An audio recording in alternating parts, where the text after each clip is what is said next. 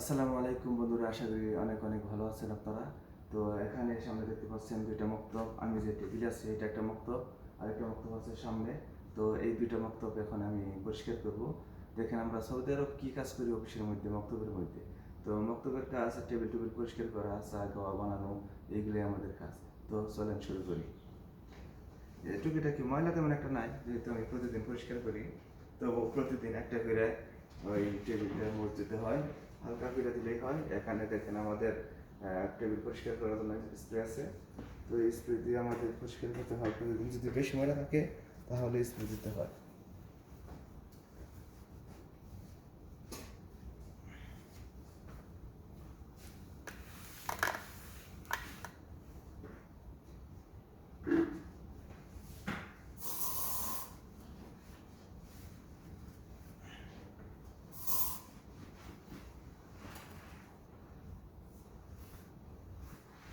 আমাদের এই টেবিলটা পরিষ্কার করা শেষ। এখন এখন আমরা এই টেবিলটা পরিষ্কার করবো। 1-2 মিনিট টাইম লাগবে, ঠিক আছে, কম্পিউটারের সহ।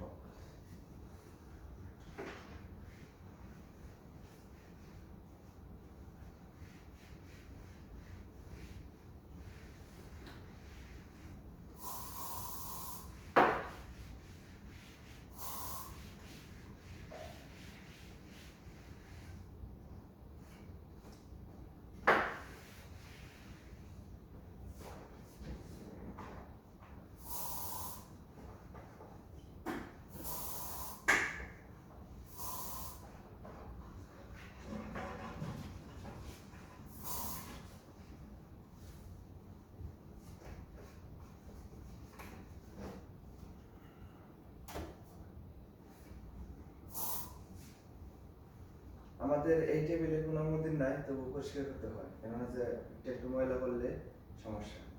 অন্য মন্দিরে দেখতে পাই যে ময়লা আছে টেবিল টেবিলে, একটু প্রবলেম। তারপরে এগুলিকে পরিষ্কার করতে হয়।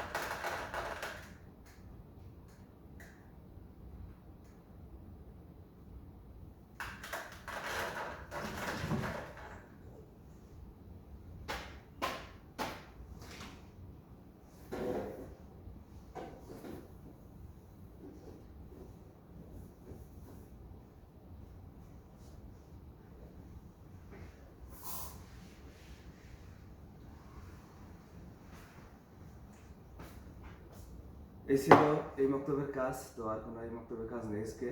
অন্যান্য দিন পুরোটা শনিবার দিন আমাদের পুরো রুম পরিষ্কার করতে হয়।